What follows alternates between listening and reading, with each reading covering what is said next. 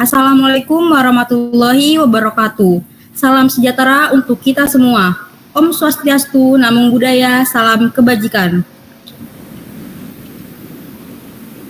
Di sini kami akan mempresentasikan studi kasus komputasi yang berjudul Analisis Penambahan Kitosan pada Graphene Oxide dengan metode DFT. Yang terhormat, Bapak Septia Eka Marsya Putra, SSI MN PhD, dan Ibu Vera Hoirunisa, SSI MT. Kami, kelompok 10 yang beranggotakan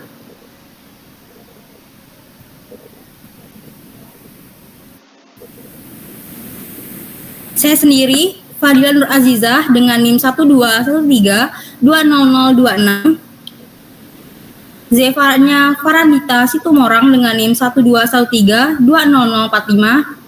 Muhammad Fadli Bagaskara dengan NIM 1213200024, Hundari Febrianti dengan NIM 1213200032, dan Nadia Sri Melati Malau dengan NIM 1213200048. Selanjutnya, untuk penjelasan akan dijelaskan oleh rekan-rekan saya. Waktu dan tempat saya persilahkan.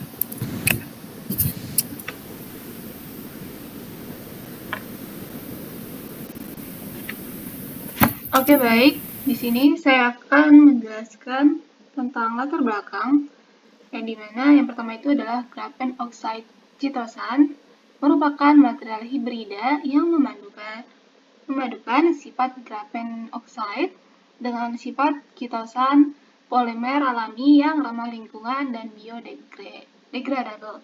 Yang kedua, gabungan graphene dan chitosan memiliki potensial yang dapat diterapkan di berbagai bidang, termasuk pengolahan air, biomedis, sensor, dan antimikroba.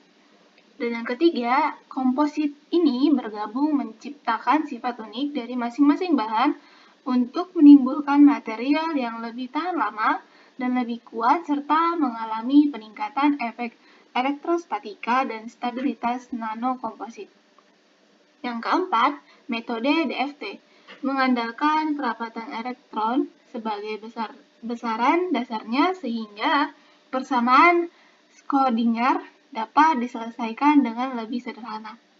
Dan yang kelima, dalam penelitian ini, sifat elektronik dari graphene oxide dan GOCS diselidiki menggunakan perhitungan kimia kuantum dalam kerangka teori fungsional densitas atau DFT. Dan yang terakhir, penelitian ini dapat membantu dalam meningkatkan pemahaman mengenai perubahan struktur elektronik akibat penambahan kitosan pada graphene oxide melalui simulasi data teoritis. Oke, next.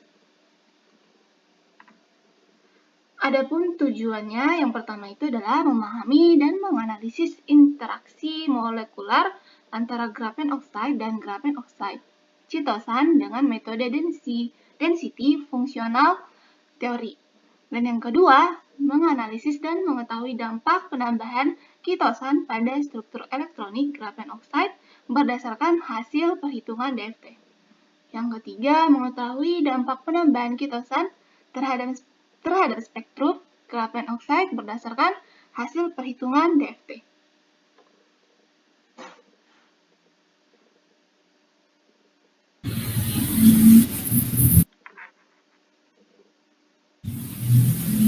Oke, untuk selanjutnya saya akan menjelaskan mengenai graphene oxide. Graphene oxide merupakan sebuah struktur yang dianggap sebagai salah satu bahan planar yang terstruktur dalam dua dimensi. Kemudian dicirikan dengan fungsionali sehingga ada 20% sampai 30% dari bidang basal. Kemudian banyak model yang dikeluarkan oleh para peneliti dan model Lewandowski merupakan metode yang paling banyak diterima oleh masyarakat. Selanjutnya, karakterisasi yang mengandung oksigen mengganggu urutan sp2, pengamatan secara langsung graphene oxide menggunakan mikroskop elektron transmisi atau EM, memperlihatkan struktur GO dengan daerah sp2 yang jaraknya jauh dan ditandai dengan tambahan amorf atau cacat yang jauh lebih kecil. Kemudian tidak dapat sepenuhnya menjelaskan daerah yang difungsikan.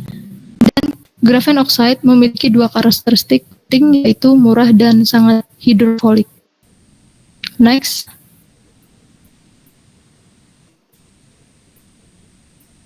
Selanjutnya yaitu Density Functional Theory atau DFT merupakan metode komputasi yang digunakan untuk menghitung struktur keadaan dasar elektronik yang menentukan sifat suatu sistem sebagai fungsi kerapatan elektron.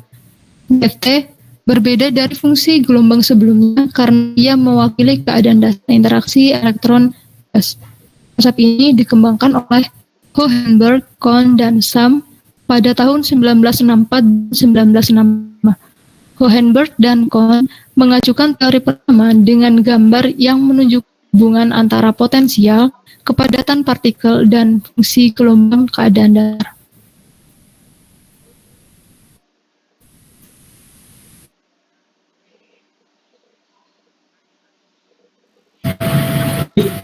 Terima kasih, akan saya lanjutkan. Citosan merupakan polisakarida yang berasal dari laut yang dihasilkan dari kitin eksoskeleton krustasea. Citosan merupakan polimer linear yang dibentuk oleh diglukosamin dan N-asetilglukosamin. Citosan juga merupakan senyawa polimer turunan yang dimanfaatkan di berbagai industri dan juga terdaftar sebagai bahan yang aman untuk digunakan dalam makanan, kosmetik, dan alat kesehatan. Citosan dapat bertindak sebagai antioksidan dalam sistem peredaran darah dengan menurunkan kadar albumin teroksidasi yang mana merupakan indikator penting dari stres oksidatif.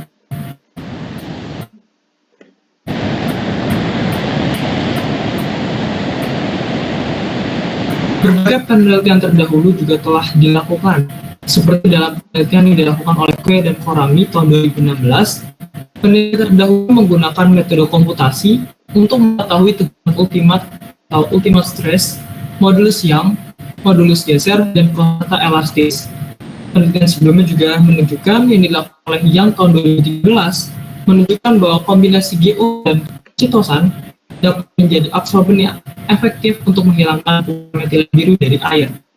Kemudian dilakukan penelitian selanjutnya pada tahun 2022 oleh Brian dan beberapa peneliti lainnya menunjukkan kondisi optimal untuk absorpsi MB menggunakan GO dan GOC adalah pH 10, waktu kontak 50 menit, suhu 30 derajat, dan dosis 1250 mg per liter.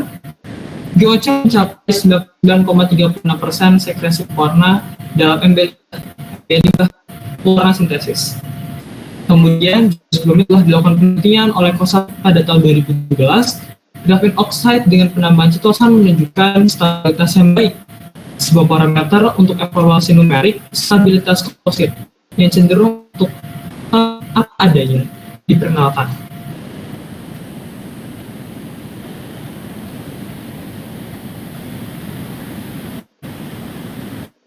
Yang selanjutnya adalah metode. Metode yang kami gunakan adalah metode komputasi yang menggunakan metode teori fungsional kerapatan atau density functional theory atau DFT, yang merupakan metode mekanika kuantum berupa teori struktur elektron alternatif ab initio dengan gabungan tiga parameter BK dan Lippard atau B3LYP. Adapun perangkat lunak software yang digunakan dalam penelitian ini yang pertama adalah Avogadro. Avogadro digunakan untuk pemodelan struktur molekul untuk mendapatkan koordinat X, Y, Z dari molekul yang akan kita uji. Kemudian Gauss View digunakan untuk melakukan optimasi geometri struktur molekul dan juga untuk menganalisa spektrum UV-vis dari molekul yang akan kami uji. Dan yang ketiga adalah Gaussian. Software ini digunakan untuk melakukan perhitungan DFT yang akan menjadi output file dari penelitian.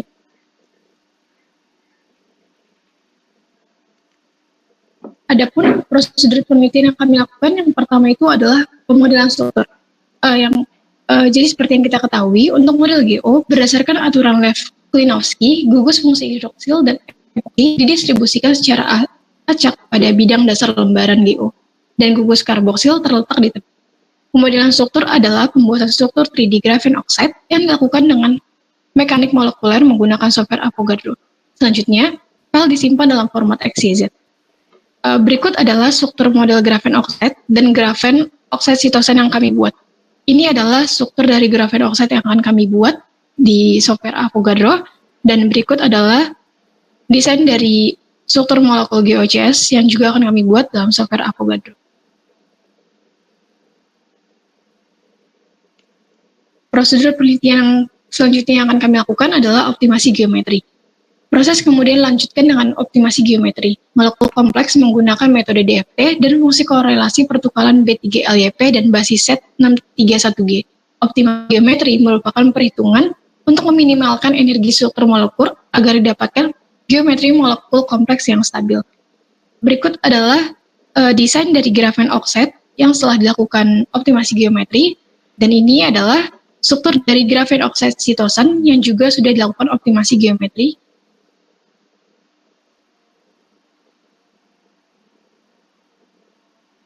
Setelah dua prosedur tadi kami lakukan, prosedur selanjutnya adalah melakukan perhitungan.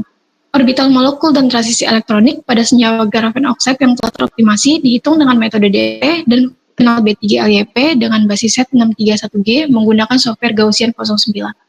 Adapun parameter yang diukur adalah total energi, HOMO atau LUMO band gap energi, yang dimana hasil perhitungan ini dijadikan sebagai output file.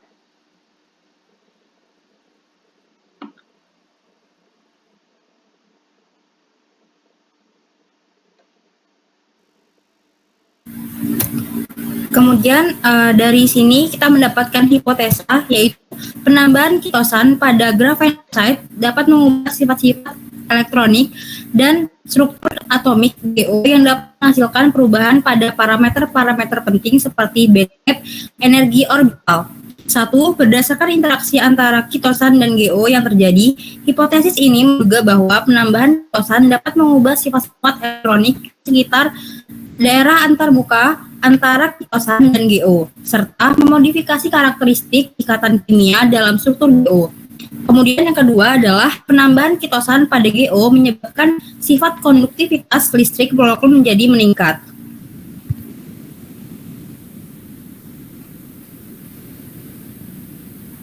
Berikut adalah daftar pustaka atau referensi yang kami cantumkan pada penelitian kali ini.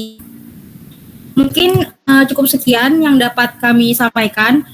Lebihnya kami mohon maaf. Jika ada pertanyaan atau saran, silakan bisa dituliskan pada komentar yang akan kami jawab di lain pertemuan. Saya akhiri. Wassalamualaikum warahmatullahi wabarakatuh. Sejahtera untuk kita semua.